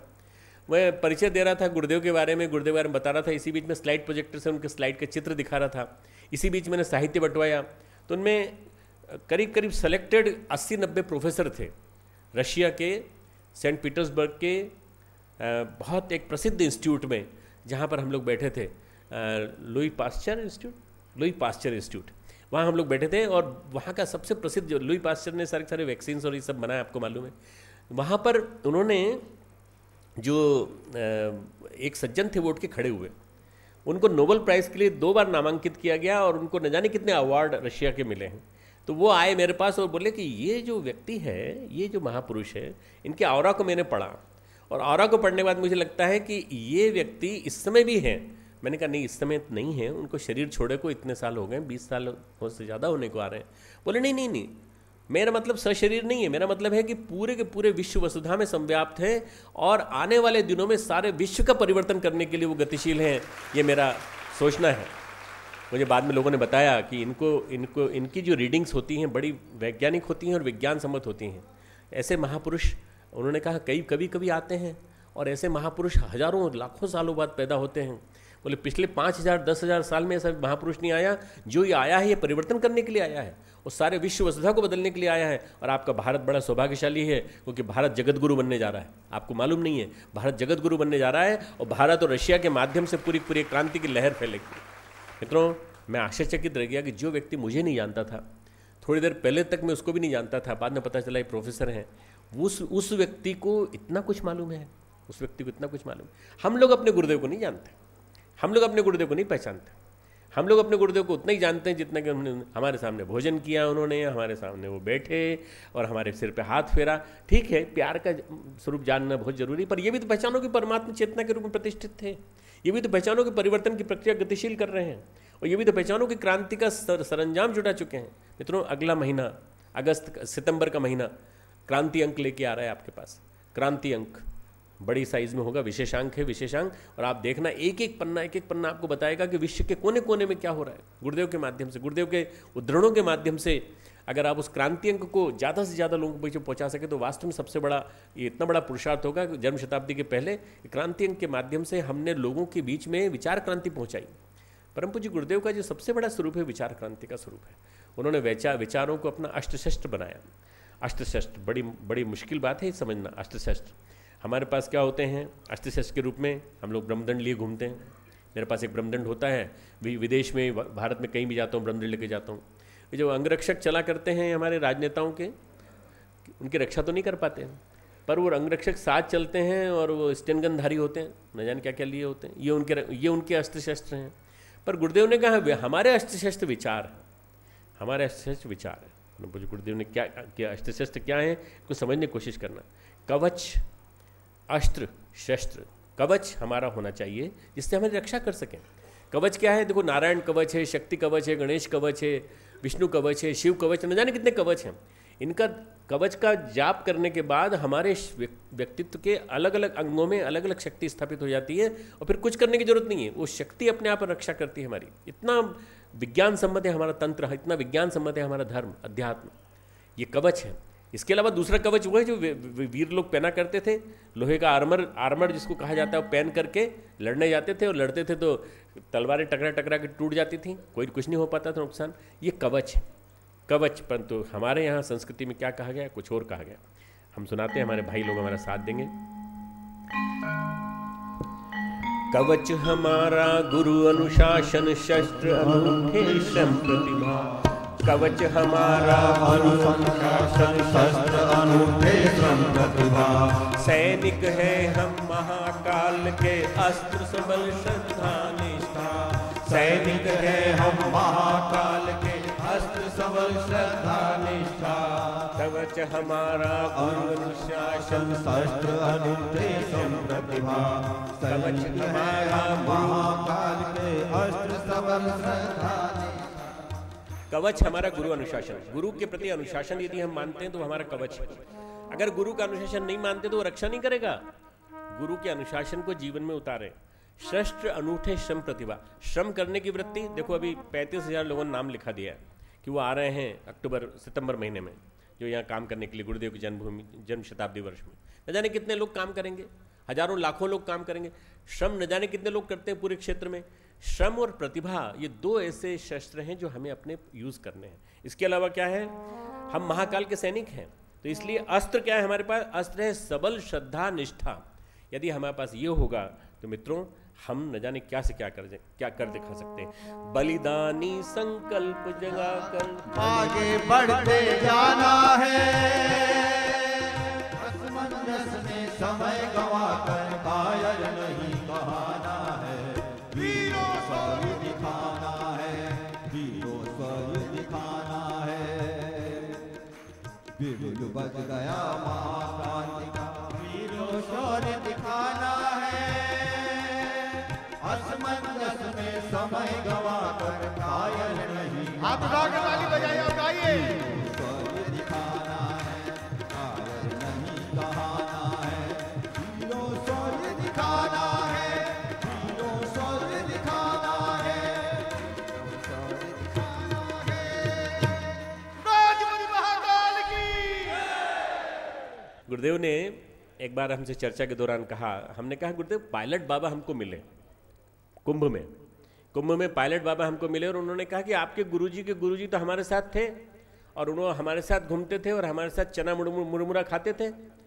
तो मैंने कहा गुरुदेव उनकी बात सही है कि आपकी बात सही है? आपने कहा कि आपने उनको देखा हिमालय में, दुर्गम हिमालय में, आपने देखा वो सही कि उन्होंने देखा सही? बोले बेटा मेरे को उनकी बात नहीं मालूम, मैं उनको नहीं जानता, मैं उनकी बात गलत कहूँ ऐसा कहने वाला व्यक्ति मैं नहीं हूँ, मैंने कभी किसी के ऊपर आरोप नहीं लगाया। पर ये मैं जानता हूँ कि मेरे गुरु मुझे 3 बार मिले 5-5 मिनट के लिए, पर मेरे गुरु 3 बार मिले तो मैंने उनको अपने जीवन में उतार लिया, मैंने उनको सोख लिया। वो मेरे जीवन में ऐसे प्रवेश कर गए जैसे कि एक स्याही सोखता होता है, गुरुदेव ने उदाहरण दिया, स्याही सोखता होता है ब्लॉटिंग पेपर, उसको डाल दो तो पानी को भी सोख लेता है, स्याही को भी सोख लेता है। मैंने अपने गुरु को सोख लिया, फिर मुझे जरूरत नहीं पड़ी, फिर मैं गुरु मेरे अंदर समा गए और मेरे अंदर रोम रोम में कण कण में मेरा गुरु बोलता है, बस और कुछ नहीं बोलता। मित्रों आपको भी गुरु को सोखना पड़ेगा, परम पूज्य गुरुदेव वंदनीय माता जी को सोखना पड़ेगा, विचारों के माध्यम से, अखंड ज्योति के माध्यम से, उनकी युग शक्ति के माध्यम से, उनकी जो युग निर्माण योजना है, प्रज्ञा अभियान, पाक्षिक किताबें, 3200 किताबें, अभी इस वर्ष न जाने कितनी नई किताबें तैयार हो रही हैं, इन सब के माध्यम से गुरु को सोखना पड़ेगा। गुरु के विचारों को जीवन में उतारने की कोशिश कर, गुरु के विचारों को व्यक्तित्व में ढालने की कोशिश करना। यदि ये आपने किया तो जीवन बदलता चला जाएगा मित्रों। और आज जो 3 कार्यक्रम में दे रहा हूं उनको आप समझ लीजिएगा। पहला कार्यक्रम साधना करना और कराना, साधना करना और कराना, खुद साधना करिए और कराइए लोगों से। फिर उसकी पूर्णाहुति करने के लिए 6 से 10 नवंबर हमारे यहाँ आइए। अभी जाइए, जाने के बाद साधना करिए और कराइए। कितनी करें? अरे 3 माला रोज की कर लो, और ज़्यादा कर सको तो 24,000 का एक अनुष्ठान तब तक कर लो, और ज़्यादा कर सको 1.25 लाख का एक अनुष्ठान कर लो, कुछ नहीं। पर उससे ज़्यादा जरूरी है साधनात्मक जीवनचर्या। आप भले 1 माला जपते हो, मन लगना चाहिए। 1 माला जपते हो परंतु काम गुरु का करते हो, कोई दिक्कत नहीं। साधना उसको कहते हैं साधनात्मक जीवन शैली, साधनात्मक लाइफ स्टाइल आपकी होनी चाहिए। बस वो अगर जीवन में उतर जाए तो वो सीखिए, औरों को सिखाइए। दूसरा, साहित्य पढ़िए, औरों को पढ़ाइए, खुद पढ़िए, औरों को पढ़ाइए। हमारे नेशनल लाइब्रेरी कलकत्ता में लाइब्रेरियन हुआ करता था कभी किसी ज़माने में, वो जिस किताब के बारे में आप पूछ लो उस किताब के बारे में बताता था कि इसके अंदर क्या लिखा। लोगों ने कहा भाई तुमने कैसे पढ़ लिया? तो बोले मैंने पूरी लाइब्रेरी पहले पढ़ी, तब जाके मैं लाइब्रेरियन बनने योग्य बना। लाइब्रेरी में अगर मैं ही बताऊंगा कि भैया ये किताब मुझे नहीं मालूम क्या लिखा है इसके अंदर, तो क्या फ़ायदा? आप दिखा तो दो हो दुनिया को अखंड ज्योति, पर आपने खुद नहीं पढ़ी। आप दिखाते तो हो दुनिया को किताबें गुरुदेव की, पर आपने खुद नहीं पढ़ी। पहले खुद पढ़ो फिर औरों को पढ़ाओ, पहले खुद पढ़ो फिर औरों को पढ़ाओ। जब तक आप औरों को पढ़ाने के लिए खुद वो विचार नहीं बताओगे कि देखिए उसमें ये लिखा है, इसमें ये लिखा है, इसमें ये लिखा है, तब तक कोई फायदा नहीं। इसलिए आपको भी ऐसे ही बनना पड़ेगा, पढ़िए और पढ़ाइए। तीसरा कार्यक्रम, मित्रों, हमने यूनिवर्सिटी खोली थी। हमने यूनिवर्सिटी और यूनिवर्सिटीज़ की नकल के नाम पर नहीं खोली थी। ये यूनिवर्सिटी नहीं है, ये जीवन विद्या का आलोक केंद्र है।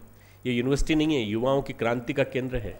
ये यूनिवर्सिटी नहीं है जो और कैपिटेशन फ़ी के माध्यम से और लोगों को ये प्रेरणा देती हो कि तुम भी खोलो भाई यूनिवर्सिटी। हमने भी खोली यूनिवर्सिटी। अब मैं देखता हूँ न जाने कितनी यूनिवर्सिटी खुल गई, ढेर सारी इंजीनियरिंग यूनिवर्सिटी, और भीड़ लग गई है, हज़ारों यूनिवर्सिटी। मैं हवाई जहाज में यात्रा कर रहा था तो मेरे पास बैठा था एक सज्जन, जिनकी कि मैं उनका नाम नहीं लेना चाहता, बहुत सम्मानित व्यक्ति हैं। उन्होंने कहा कि अरे आप भी चांसलर हैं, मैं भी चांसलर। मैंने कहा हे भगवान, ये कौन सा चांसलर है? आप भी शिक्षा विभाग, शिक्षा इंडस्ट्री से जुड़े हुए हैं, मैं भी एजुकेशन इंडस्ट्री से जुड़ा हुआ। मेरे को बड़ा आश्चर्य हुआ। मैंने कहा मैंने सुना तो था कि कारखाने हुआ करते हैं, पर शिक्षा के कारखाने हुआ करते हैं नहीं मालूम था। शिक्षा इंडस्ट्री कब से हो गई? ये आदमी बोल रहा है शिक्षा इंडस्ट्री है। ये आदमी बोल रहा है कि आप शिक्षा इंडस्ट्री के हैं, मैं भी शिक्षा इंडस्ट्री का हूँ। जैसे कोई कंप्यूटर की फैक्ट्री का कोई मालिक हो, वो बैठा हो, दूसरा भी कंप्यूटर फैक्ट्री में, ऐसा परिचय हो रहा था मेरा। मैंने कहा हे भगवान, इस आदमी का दिमाग साफ करना पड़ेगा। 2 घंटे की यात्रा थी बॉम्बे से दिल्ली की। मैं दिल्ली से बॉम्बे की 2 घंटे की यात्रा में उस आदमी के दिमाग को धोने की कोशिश करी। उसका धुलाओ चलो धुलाओ, मेरा विश्वास और मजबूत हो गया कि मैं सच हूँ, मैं सच्चा हूँ और ये झूठा है। चाहे कितनी संस्थाएं चलाता हो, और मेरी यूनिवर्सिटी ज़्यादा सच्ची है, क्योंकि मैं वहाँ पे गुरुदेव के आदर्शों को सिखाने की कोशिश कर रहा हूँ। मित्रों, आप कुछ नहीं कर सकते, आप कुछ नहीं कर सकते, अपने बच्चों को तो भेज सकते हो उस यूनिवर्सिटी में पढ़ने के लिए। दूसरा, आप कुछ नहीं कर सकते तो कस्बों में इस यूनिवर्सिटी के सेंटर खुलवाइए। कस्बों में। हमें शहरों में नहीं चाहिए, हमें सेमी अर्बन एरियाज में नहीं चाहिए। हमें किस में चाहिए? छोटे स्थानों पे, गांव में जाएंगे, गांव में गुरुदेव के विचारों को पहुंचाएंगे। और विषय कौन बनेंगे? यही विषय बनेंगे सारे के सारे। अरे जो गांव में नहीं पहुंचा वो यूनिवर्सिटी किस काम की? गाँव से निकाल करके शहर में पहुँचा देने का काम आज की मॉडर्न यूनिवर्सिटी का। और शहर से उठा करके लोगों को इतना आकर्षित करना क्या नहीं, गांव के प्राकृतिक जीवन में चलेंगे और वहां जाकर के यूनिवर्सिटी में पढ़ेंगे। ये काम शांति कुंज का, ये काम देव संस्कृति विश्वविद्यालय का।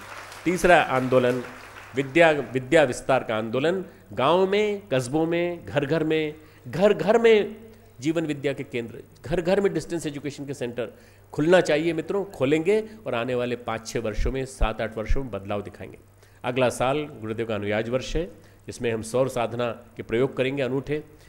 अगले वर्ष सूर्य बहुत ज़्यादा गर्म है, सूर्य बहुत ज़्यादा नाराज है, न जाने कितने प्रकार के प्रकोप बरसाएगा। उनसे बचने के लिए क्या क्या किया जाना चाहिए, गुरुदेव का मार्गदर्शन लेंगे और उसके प्रयोग सारे देश में चलेंगे।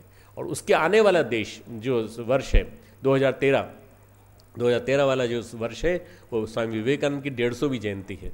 हमारी जन्म शताब्दी 3 साल तक चलेगी, आप बिल्कुल चिंता मत करना। एक शाम गुरुवर के नाम हमारे यहाँ भी होना चाहिए, होगा, अगले साल होगा। हमारे यहाँ ये कार्यक्रम चलना चाहिए, होगा, बिल्कुल होगा। 3 साल तक कार्यक्रम करेंगे और गुरुदेव को घर घर कोने कोने में पहुँचा करके रहेंगे। विश्वास करना आप मित्रों, ये जो शताब्दी रथ यात्रा निकली है, शताब्दी रथ यात्रा अभी गांव नहीं पहुंची है, अभी जिलों में पहुंची है, बड़े बड़े नगरों में गई है। बड़े नगरों में बहुत संवेदनहीन लोग रहते हैं। आप में से कोई रहता हो, परेशान मत होना, आप सब गुरुदेव के बेटे हो, बेटियां हो, इसलिए आपके लिए नहीं। बड़े नगरों में ये किसी को पता नहीं चलेगा कि क्या हो रहा है। विस्तार होगा अगर मिशन का, तो वो गांव से होगा, कस्बे से होगा, सेमी अर्बन एरिया से होगा। तो मित्रों, वहाँ जाना पड़ेगा और वहाँ से जाकर के लाना पड़ेगा। जब वहाँ से तूफान आएगा, अभी देखा नहीं अन्ना हजारे का तूफान, देखा नहीं आपने, आंधी कितनी तेजी से आई। अरे देखना, ऐसा तूफान आएगा कि सारा भ्रष्टाचार और सब देखते देखते मिट जाएगा। पर वहाँ जाके पहुँचाना पड़ेगा, विश्वविद्यालय को पहुँचाना पड़ेगा। ये हमारा बहुत बड़ा आंदोलन है मित्रों। ये इन आंदोलनों के साथ जुड़ करके यदि आप चलेंगे तो हमारा जो जन्म शताब्दी वर्ष है वो सार्थक हो जाएगा। 6 से 10 नवंबर के कार्यक्रम में आप सबको भावर आमंत्रण है।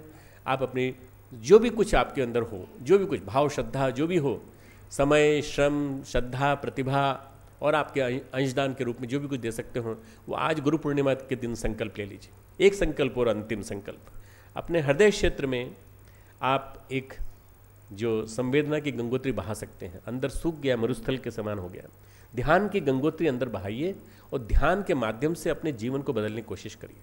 आपने जप बहुत कर लिया, आप जप के साथ ध्यान को जोड़ लीजिए और ध्यान की क्रांति को पूरे देश और पूरे विश्व में फैलाने की कोशिश करिए। परम पूज्य गुरुदेव के दिए हुए 9 प्रकार के ध्यान हमारे पास, 3 प्रकार के ध्यान प्रचलित हैं। इन 3 प्रकार के ध्यान से आप अपने जीवन में बदलाव लाने